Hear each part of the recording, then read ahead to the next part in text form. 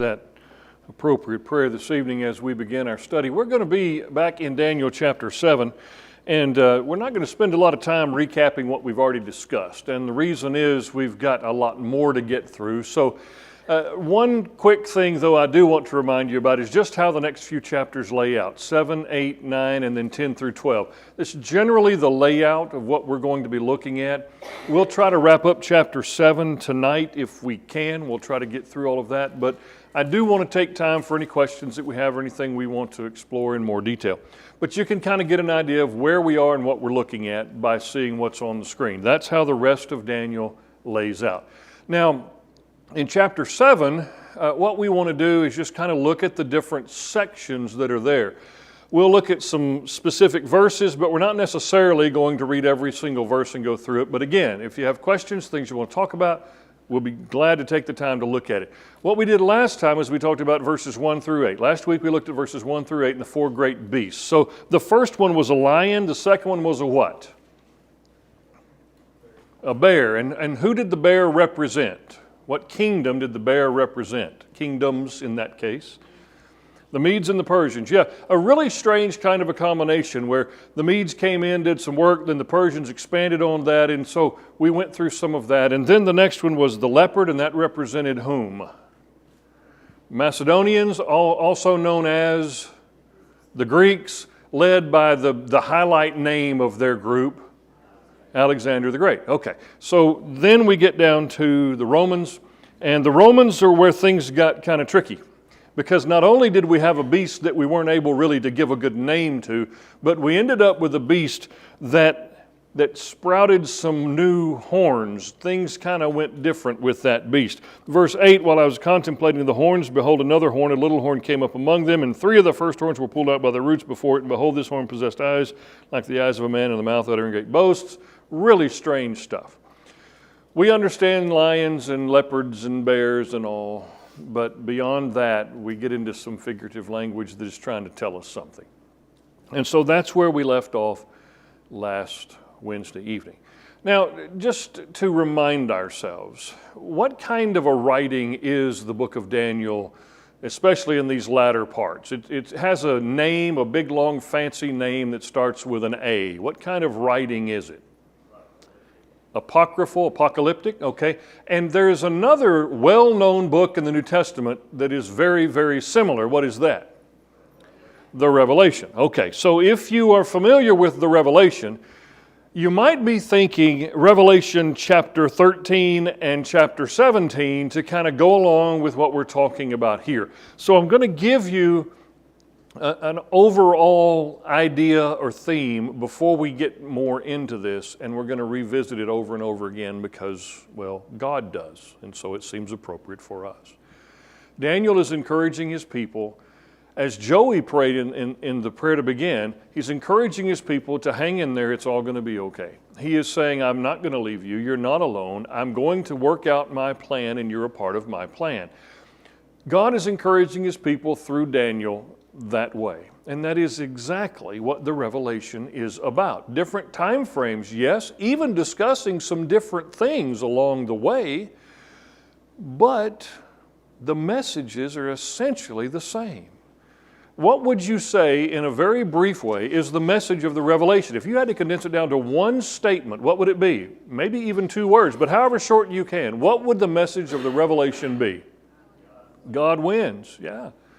And because of that, it's all okay. It's going to be okay. As unpleasant as life may be, as brutal as it may be, God wins, and therefore you win too if you're on his side. That's what we're talking about in Daniel 7, 8, 9, 10 through 12. That's the message. And so knowing that, it kind of helps us put some of these figurative statements and concepts in their proper place, and it helps us frame them so that we don't get hung up over some things that otherwise might stump us. So that's verses 1 through 8.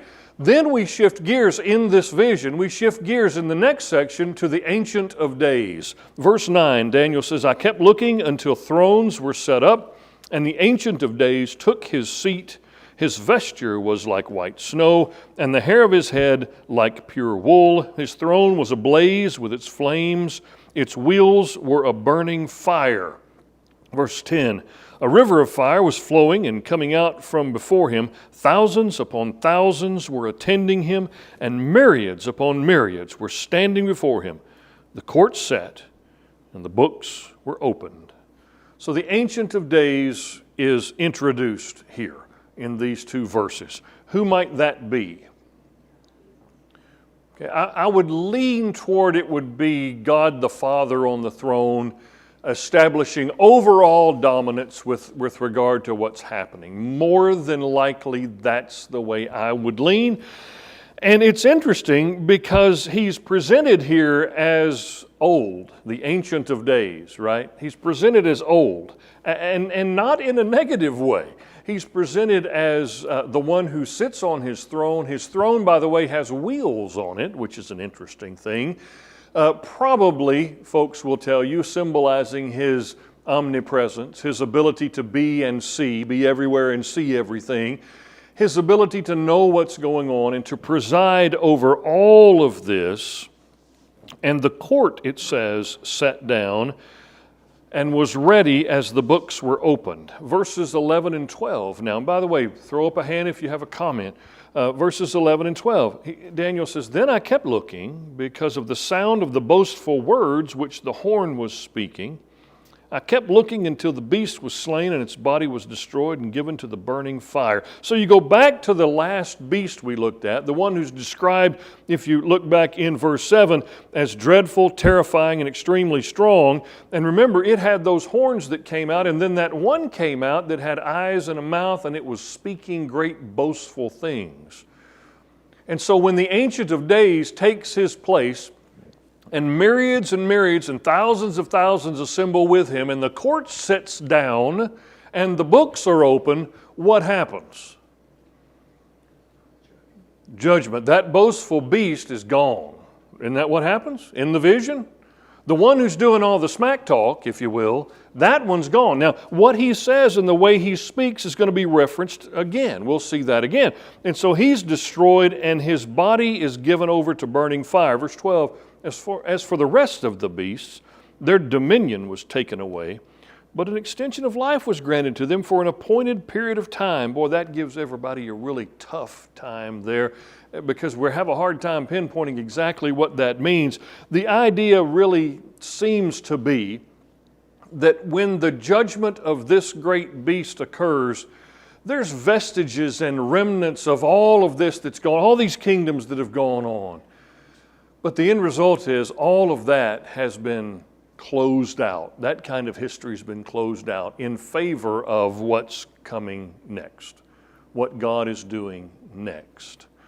And then that takes us to the next section, beginning in verse 13, where the Son of Man is presented. One like the Son of Man. Verse 13, I kept looking in the night visions, and behold, with the clouds of heaven, one like the Son of Man was coming. And he came up to the Ancient of Days and was presented before him. Now, hold on just a minute and get the chronology here of the vision.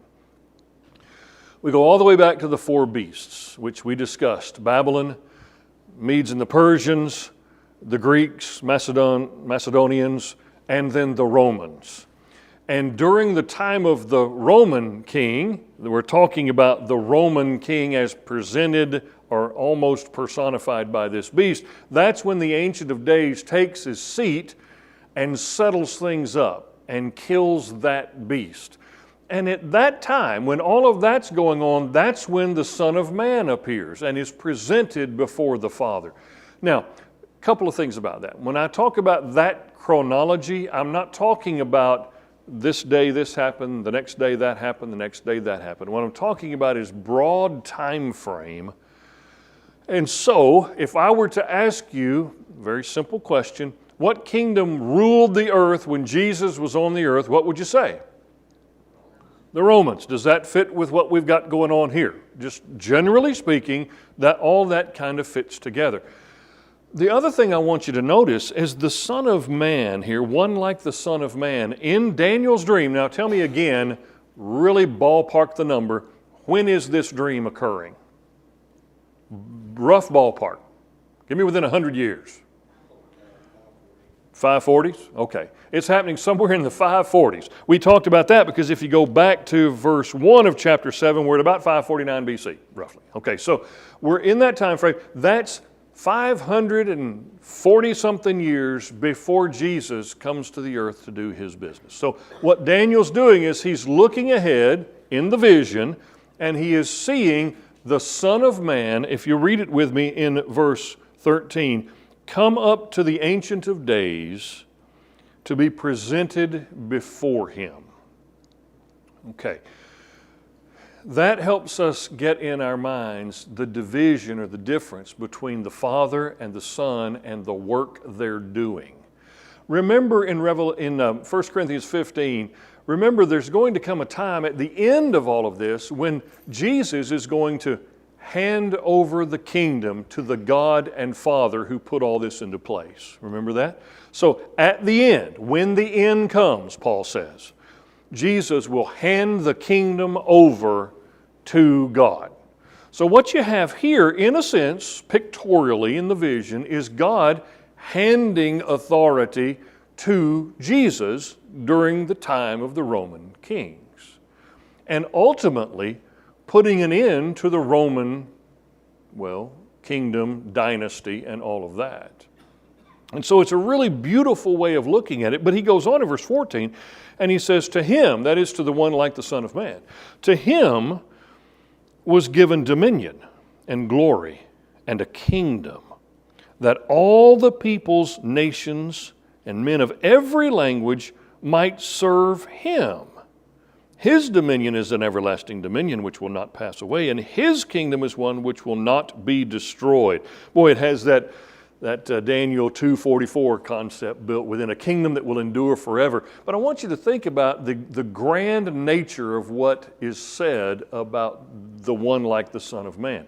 It is not that he's going to come and do battle with the Romans. That's not it. The Romans are just one in a series of dominating kingdoms. His kingdom is totally different from that. And one of the things that makes it so different is the nature of its citizens. If you look at what he says in verse 14, all the peoples, nations, and men of every language are going to serve him. That's the idea, that's the goal, that's the intention from the Ancient of Days point of view. I have introduced Jesus. Jesus is not a regional king. Jesus doesn't have a regional dominion. He doesn't even have a greater Mediterranean basin kingdom. Jesus is a king for all people. Now that's one of those prophetic things that the Jews just totally missed along the way, but so did so many others, and that's one of the things that Paul discusses in detail in Ephesians chapter 3 when he explains the mystery of Christ. The mystery of Christ in Ephesians 3 has simply and specifically to do with Jesus is a king for everybody. Jesus is a king for Jew and Gentile. That's the thing that was mysterious to everybody in the first century, around the time of Jesus in the first century. Yeah, I said that right the first time. That's what people didn't get. They missed that. But all the way back here, 550 years almost before that, that's the kind of prophecy that God was giving his people. He wanted them to see Jesus as a king for everybody.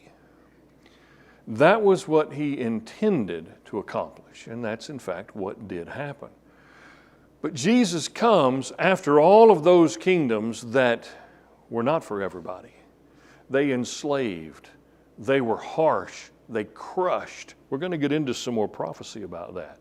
But when Jesus appears, he is depicted for us as one whose dominion is overwhelming and unlimited, and his kingdom endures forever.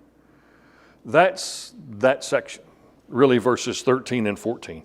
Now we switch to the rest of the chapter. And the rest of the chapter has more detail in it, just pulling out specifics about that same theme. And so what we're going to do is kind of consider it as a whole and just hit some things as we go along. This is a section, though, that if you have a question, something you want to ask or point you want to make, please do. Just interrupt me as we go along. We'll see how far we can get. If we can get through it all, that's great. Daniel says in verse 15, My spirit was distressed within me, and the vision in my mind kept alarming me. It's one of those things that, just like you and I, we're trying to figure that out. I've seen a lot. Look at the screen there. We've seen the four beasts. We don't fully understand all of that. We've seen the Ancient of Days. We've seen one like the Son of Man. I'm trying to put all that together and understand all that. And so as he is trying to understand all that, verse 16 says, this is Daniel speaking, he says, I approached one of those who were standing by and began asking him the exact meaning of all of this. What's the first thing that pops into your mind about that? Might be different from what pops into my mind, but what is it? What pops into your mind? Daniel says, I approached one of those who was standing by and asked him about all of this. I'm sorry? Yeah, who is that?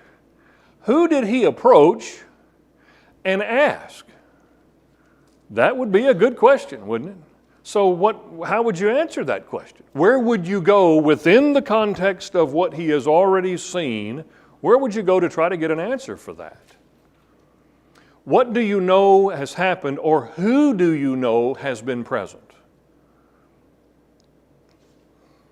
Go back to the Ancient of Days. What do you have there? Verse 10. God has been present, and those attending God have been present, right? You've got the thousands and thousands, you've got the myriads and myriads, and then you have what? The court sat down. Now, when a court sits down, give me another word for court here. How else might we say that? I would lean more toward jury, kind of a little bit. What you have here is a scene where God is going to make his judgment. But he's taking the testimony, if you will. He's gathering up the truth. Myriads and thousands are here, but all of them have assembled around the throne, and the court has sat down, and the book is open. And so now we're going to figure this out. Yes, sir? Yeah, maybe. There was a day when the sons of God presented themselves before God, and Satan came also. Yeah, it very well might be. I don't know for sure, but the idea is those who are within his circle, if you will, because they're within where his throne is. That's the way they're presented. You have the same kind of concept in Ezekiel chapter 1. The idea is there are those who are close to him, and those who are close to him are a part of this process. And the books aren't open. We're not going to get into all this until they're seated in their place. And so I would lean that way, but I'm not hard-headed about that. The myriads and the thousands, probably all those involved in the process somehow, some way. Could there be myriads and thousands of angels, angelic beings? Is that even possible? I mean, thousands is a big number, right? Is that possible? Of course that's possible. Yeah, big numbers don't exist in the spiritual realm. It just is what it is. You know, we're the ones who are counting and trying to figure out how you can get all those people into one small space. That's not heaven's problem. And so you've got all of these that serve him and that are involved in his process, and they are all around. And so it's probably somehow, back in verse 16, it's probably some of those, one of those, some kind of one who is aware, an angelic being who is there to describe and to help Daniel understand. Are we going to see that later? Are we later going to see an angelic being go to Daniel and give him some information? We are. So it kind of fits, not hard-headed about it. Whoever, if you have a different view of it, that's fine, but that's probably what we're after when he says one of those standing by, and I ask him the exact meaning of all of this. Then he says, so he told me and make known to me the interpretation of these things. The New American Standard has a colon there. So he told me, and he made known to me, and now we're going to figure out what it really means. He's going to explain it.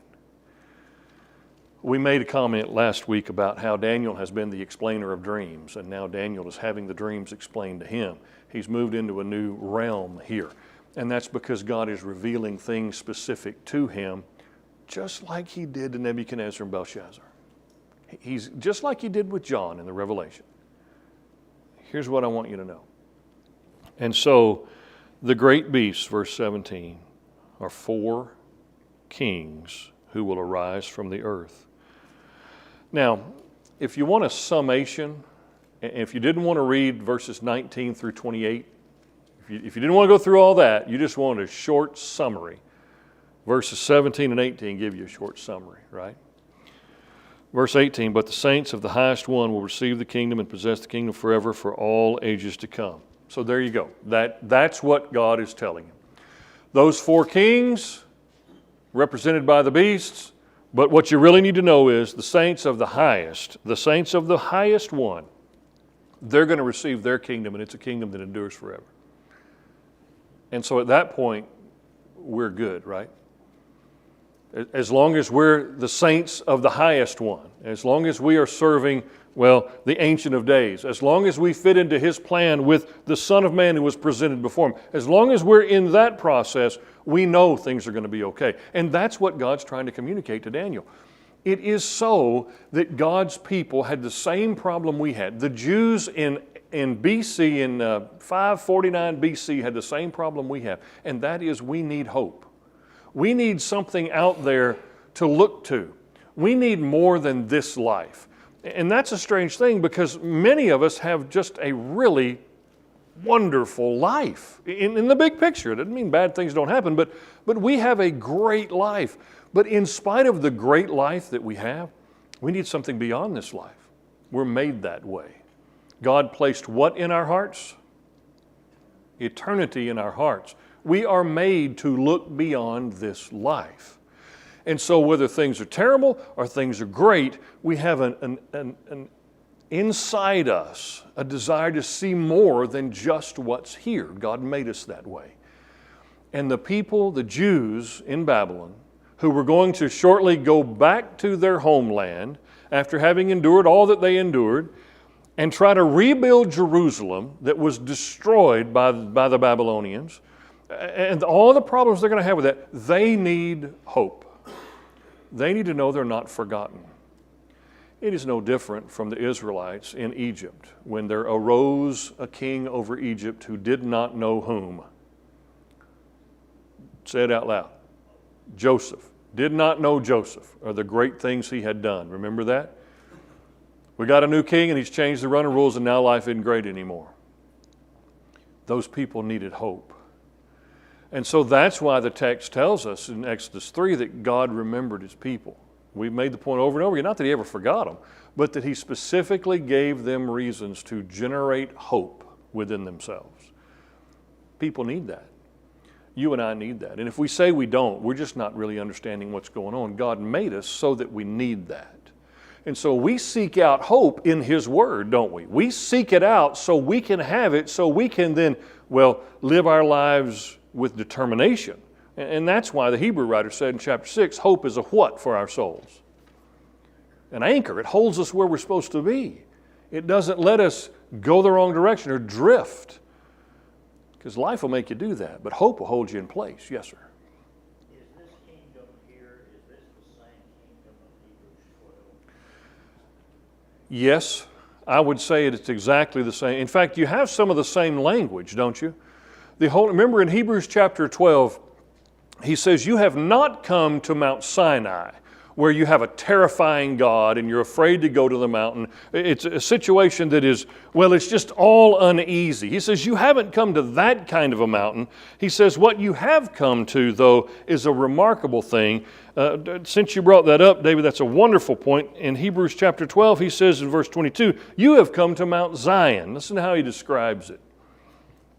To the city of the living God, the heavenly Jerusalem, and to myriads of angels, and to the general assembly and church of the firstborn, that's you and me and everybody like you and me, who are enrolled in heaven, and you have come to God, the judge of all, and to the spirits of the righteous made perfect, and to Jesus, the mediator of a new covenant, and to the sprinkled blood, which speaks better than the blood of Abel.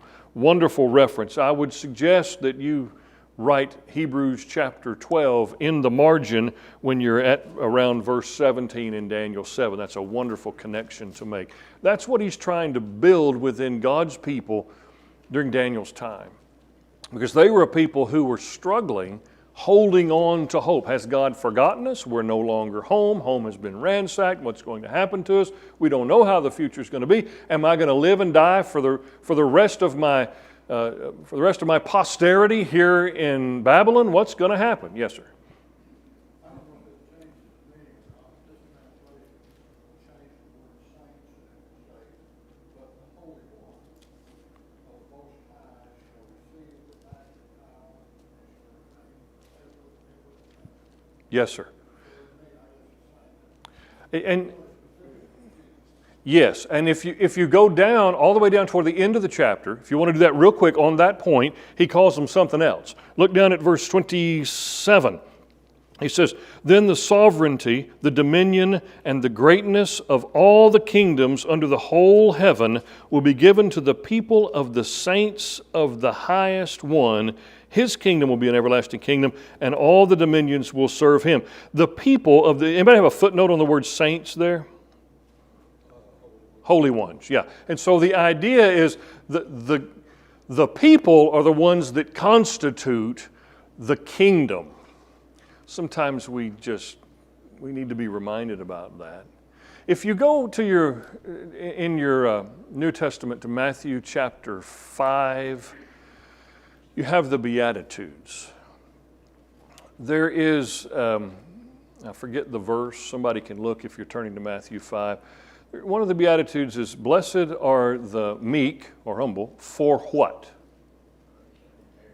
They shall inherit the earth. Has a lot of writing been done, David, in the commentaries about what it means to inherit the earth? Because the first thing everybody says is, well, why would I want to inherit the earth? Well, it's here for that. It's going to be burned up. And that's the line of thinking we go down, and we miss what he's really after. It is the same kind of concept he's dealing with here and in Daniel 2:44. The idea is God's people constitute a group, a kingdom. And that kingdom will be inherited by the meek. That kingdom will be inhabited by the meek. That kingdom exists for people who, well, have humility about them to the extent that they're willing to submit to God. It's not about the earth as a spherical ball hanging out in space. It is about the kingdom God is putting together. It's about what God's doing in the bigger picture. Does it mean you'll have a better life on earth? Maybe. It also might mean you'll have a worse life on earth if you're meek and humble. But that's not his point. The idea is those people who are the holy ones of the highest one, they're going to be all right. And I'm telling you, we need to hear that. We need to hear that over and over and over again. Some of us, we're never going to give up. We're never going to quit serving God. Doesn't matter what happens. We will not quit. That doesn't mean we don't need to be picked up and encouraged by the hope of what God is really doing and what he's been doing for a long time. We need to be encouraged and built up by that. And it's designed to do it, and that's why Daniel's having the visions, because the people of Daniel's day need it, and that's why John had the vision, because the people of John's day and shortly following that were going to need it. And so I would suggest to you that we need it also. So Daniel switches in verse 19. He says, okay, I got that. I understand 17 and 18. But he says, I want more information about that last beast. Verse 19.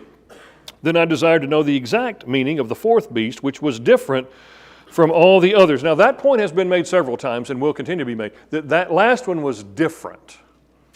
It was a different kind of a beast, signifying then a different kind of kingdom. And he recounts for us, it was exceedingly dreadful, with its teeth of iron and its claws of bronze, which devoured, crushed, and trampled down the remainder with its feet. What's the remainder? Anybody have a different word for that or a different rendering?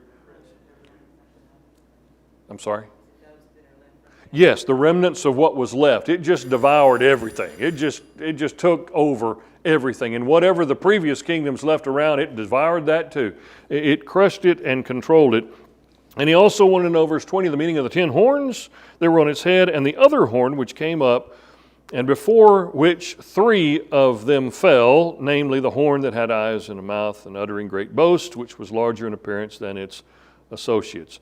And so he wants more information about that one special horn that came up off of that great beast. At this point, if you're like me, you kind of go, okay, this is a lot of imagery. And one thing I always wonder, and I don't mean the question accusing the Lord at all, but I often wonder, why all of the imagery, and what am I missing in appreciating why the imagery? Do you ever wonder that? Especially with the Revelation, but do you ever wonder why all of that? With the Revelation, we think we've come up with some logical reasons, because the people who were needing to be encouraged probably needed to be encouraged stealthily, right? We kind of talk ourselves into that. Okay, we could spread a message of encouragement that the Romans wouldn't realize is a message of encouragement. We don't know that that's the problem here. This is a message for Daniel, right?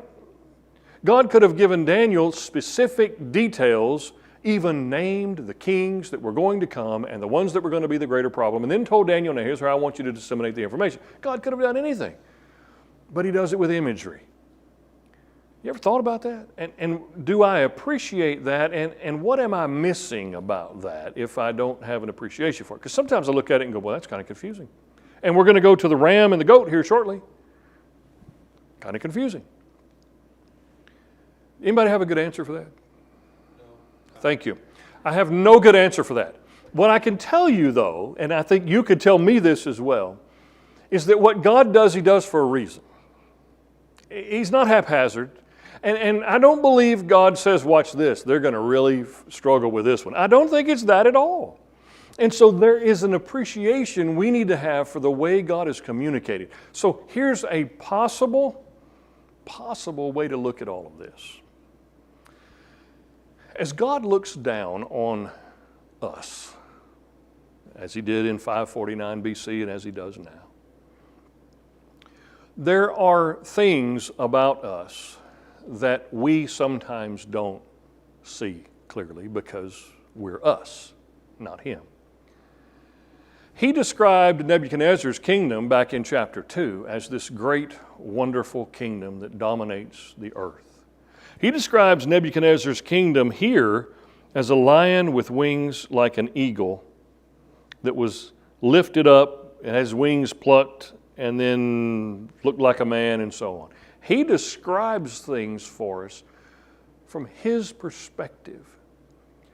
But so we can read it and broaden our perspective of how God sees us.